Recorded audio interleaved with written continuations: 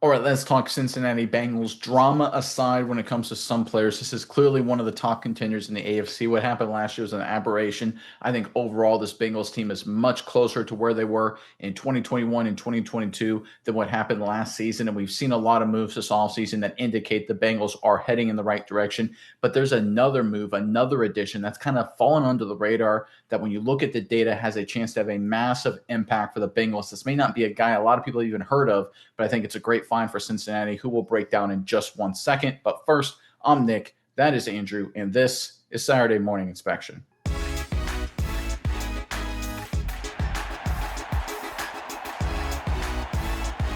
All right, the Bengals made a lot of quality additions, some of them on the smaller side, some other big names through the draft. Of course, the first round pick, that situation, that's been covered ad nauseum. We don't have to go through that again. If you go through the rest of the draft, it was a lot of really quality moves, especially now that we've seen the fit, the strategy breakthrough.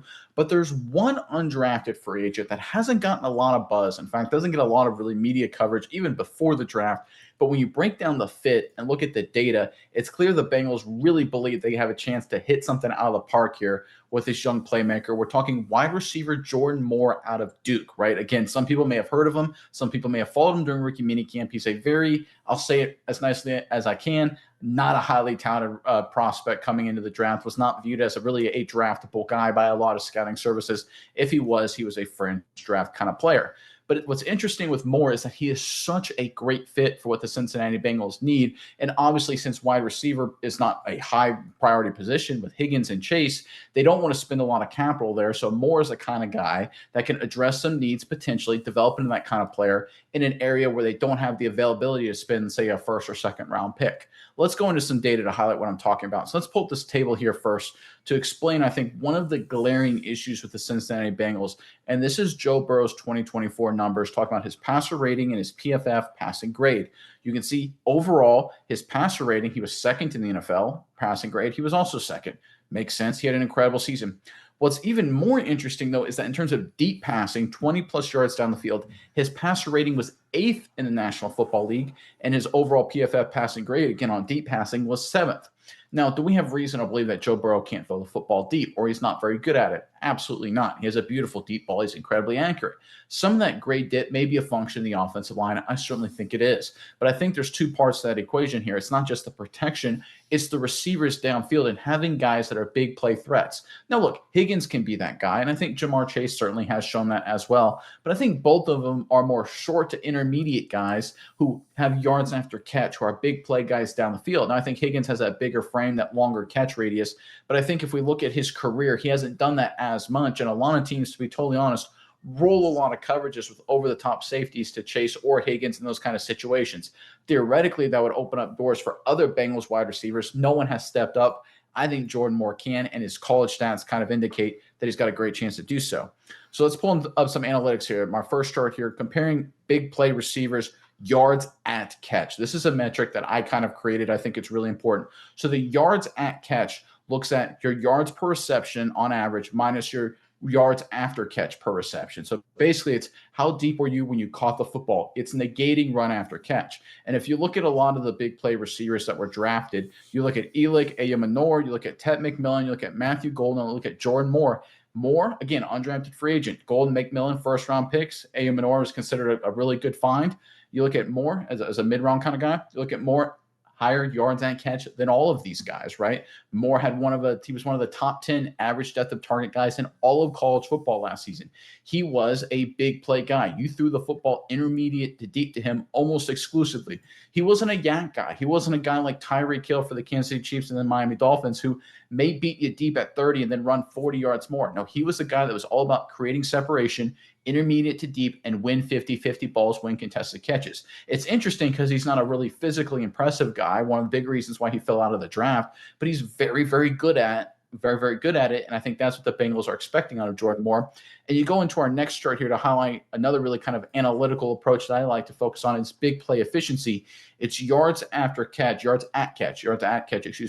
divided by average depth of target. I call this big play efficiency. It's like, okay, what percentage, if you look at your average depth of target, do you actually convert into a significant yards at catch? And if you look at Jordan Moore, he was better than McMillan, or right about the same, but pretty close to McMillan, slightly better. Ayamenor, He was significantly better than him, and Matthew Golden was a little bit better than Jordan Moore. Again, Golden coming out of Texas was viewed as probably the best big play wide receiver, first round receiver coming out of the NFL draft. So you look at Jordan Moore and say he's right there, not too far behind the best big play receiver based on efficiency. At yards and catch, he was better at the raw side, but if you look at efficiency, he's not far behind number one, at number two, and he's better than a lot of other big play receivers that were actually drafted. Now, look, I'm not saying Jordan Moore is better than any of these guys. I'm not saying he's even close to as a prospect, but in this specific skill set, being a big play receiver down the field to take advantage of one-on-one opportunities, which he and any other Bengals receiver is going to get because Higgins and Chase are going to get a lot of double teams, a lot of looks.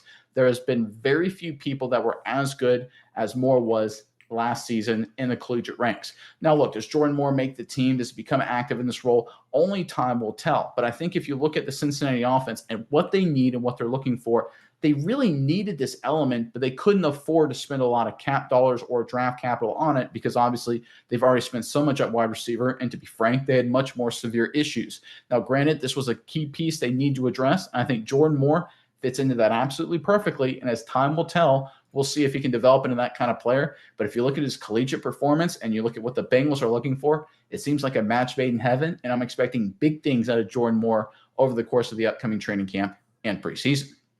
All right, Miles, I'm curious what your thoughts are on all of this. But first, Bengals fans, in the comment section below, we're talking undrafted free agents, right? So my question for you guys today is, who is the greatest, in your opinion, undrafted free agent in Cincinnati Bengals history?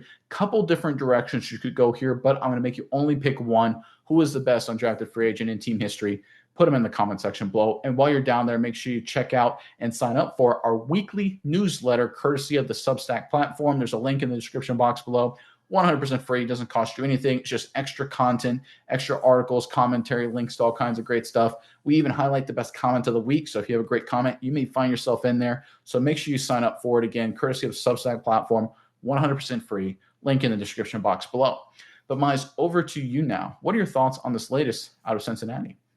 Yeah, Nate, I think this is really, just interesting to look at for the Bengals because when you do bring up guys like Chase, Higgins, and I guess the other receiver that would be battling for this spot would be Andre Yoshivas out of, Princeton, the second year guy coming into his third year, he's okay. He's put up two mediocre years as far as grades. They're really not quite good. He had decent, better stats last year than he did his first year. But if I'm a Bengals fan, it's not the guy that, strikes, confidence into me that this is the future wide receiver 3 for this team. No, I think you need to keep looking. I think there's another guy on the horizon, and it very well could be Jordan Moore, specifically for the reason that you bring up. I think he fits really, really well into the niche that the Bengals are missing. Because when you look at T. Higgins, Jamar Chase, and Andre Yosivas, these are all guys that do good things. I think Joe Burrow throwing the football helps a whole lot. But when you look at it, T. Higgins, 12.5 yards per catch, yards per reception. It's okay. It's not like, super, game breaking type of stuff. You look at Matthew Golden numbers, those are like 17 plus yards per catch when he was in college. Really, really great stuff there. Then you look at Jamar Chase, again, 13.4 yards per reception. Not that big play, is decent, like you said. More, yak guys that do really good in that department. Then you look at Yosivas. This is a guy who he had a better year last year, 13.3, but the year before that, 7.7. So maybe his true number is somewhere in between there. But then you look at Jordan Moore. This is a guy coming out of college. I will say that, admittedly, 15.7 yards per reception. So a couple, almost 3 more yards per reception for Jordan Moore in that department. So he's looking really good. He's looking explosive. This is a guy that was able to make big plays in college. He did a lot of really good stuff. So, I think he's got multiple 40-plus yard catches throughout the course of the season. Just really an impressive big play guy for an undrafted free agent. I think this is a guy who knows what he needs to do. And when we talk about undrafted free agents, we always say, okay, how do you make the team? What's the sauce to be an undrafted free agent that makes the team?